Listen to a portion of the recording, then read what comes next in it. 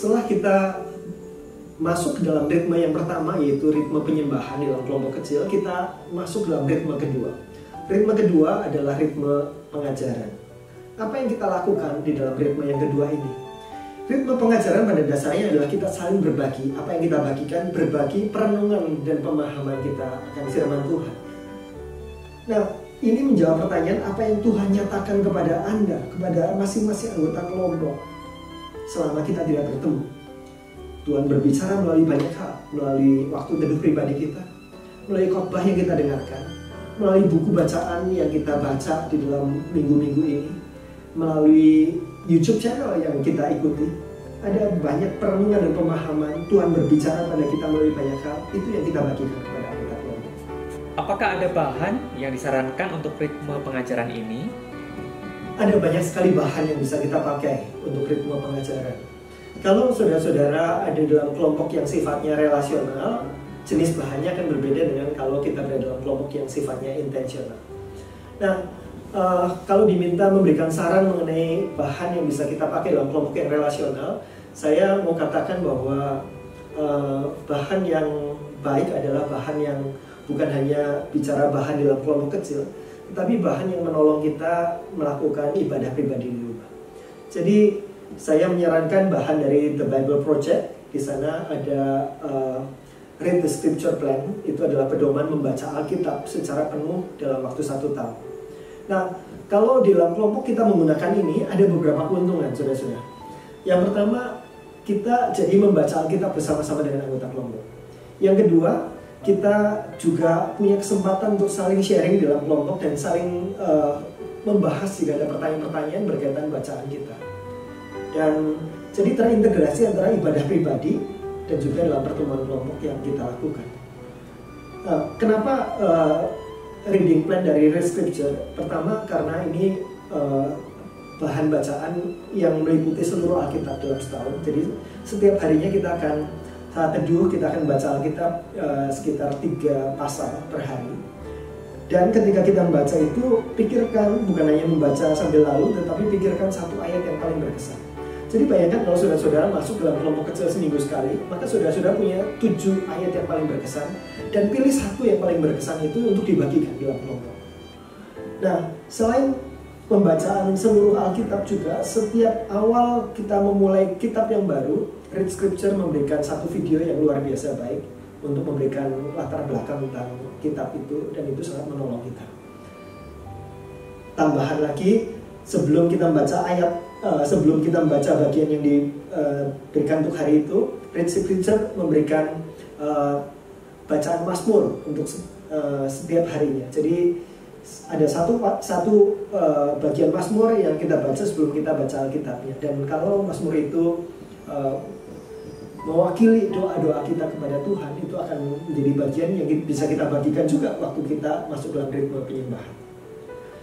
Nah, kalau saudara-saudara ada di dalam kelompok yang sifatnya intensional, bukan sekedar relasional, maka saudara tentu saja perlu memilih bahan-bahan pemuritan yang intensional.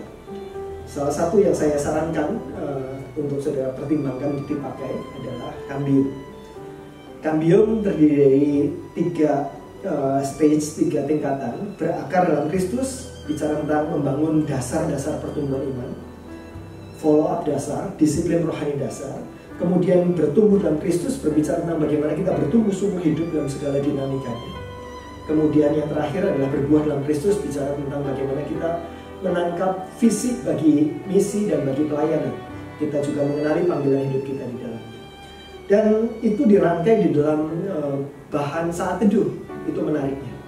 Jadi setiap materi itu dipecah dalam 7 hari saat teduh. Setiap hari akan ada 2 guided reading, 2 halaman bacaan selain perikop yang kita renungkan. Jadi selama seminggu kita secara tidak sadar sudah membaca 14 halaman dengan perenungan yang baik. Dan ketika kita berkumpul dalam kelompok, itulah yang dibagikan. Pemimpin kelompok bisa mereview apa yang sudah dibaca dalam 7 hari ini, karena itu adalah satu topik sebetulnya. Dan kita bisa membicarakan tentang bagaimana kita akan merenungkan dan melakukan apa-apa yang sudah kita pelajari. Sangat praktis, persiapannya bisa embedded di dalam waktu teduh kita. Jadi itu 2 hal yang dua bahan yang bisa saya sarankan dalam kesempatan ini. Bagaimana jika ada pertanyaan dari anggota yang tidak dapat saya jawab sebagai pemimpin? Nah, kalau kita ditanya oleh anggota kita, misalnya mereka sudah membaca satu bagian Alkitab yang sudah dijadwalkan, dan ada banyak pertanyaan-pertanyaan muncul di situ, mereka bawa dalam kelompok kecil, dan kita sebagai pemimpin nggak bisa menjawab.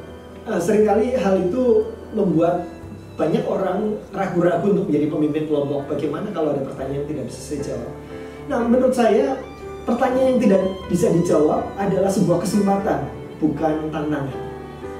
Begini, mari kita bayangkan kalau sudah ada dalam sebuah kelompok kecil dan semua pertanyaan yang diajukan oleh anggota kelompok kecil kita bisa dijawab oleh pemimpin. Oke? Semua pertanyaan diajukan on the spot, saat itu pemimpin bisa menjawab dengan baik. Kira-kira sudah pikirkan, kalau pemimpin itu bertanya kepada anggotanya, nanti kita akan bikin kelompok baru, siapa yang mau memimpin kelompok yang baru itu? Kira-kira berapa banyak orang yang berani memimpin itu? Anggota akan berpikir, waduh, kalau untuk jadi pemimpin harus seperti dia, semua pertanyaan bisa dijawab on the spot, maka saya tidak bisa. Sekarang mari kita ganti skenario-nya. Ketika ada pertanyaan dibawa dalam kelompok, kemudian pemimpinnya bilang begini, waduh itu pertanyaan yang baik sekali, saya sendiri belum pernah memikirkannya, dan saya tidak tahu persis apakah saya bisa memberikan jawaban yang akurat sekarang. Tapi mari kita sama-sama mencarinya. Minggu depan kita akan bandingkan jawabannya, saudara-saudara bisa tanyakan ke pendeta, bisa lihat di internet, cari bacaan dan sebagainya. Kita bandingkan jawabannya, minggu depan kita bertemu lagi. Dan kalau itu berlangsung seperti itu dan suatu saat pemimpinnya akan bertanya, siapa di antara kita yang berani untuk memimpin kelompok yang baru, maka banyak orang akan merasa, oh kayaknya saya bisa, karena kalau ada pertanyaan saya tidak harus bisa menjawab on the spot, saya bisa mencari bahan-bahannya untuk minggu depannya kita bandingkan. Dan itu juga akan memberikan landasan yang baik kepada orang-orang, bukan sekedar bertanya, tetapi juga mendorong mereka untuk mencari jawaban dari pertanyaan itu. Jadi ini akan menjadi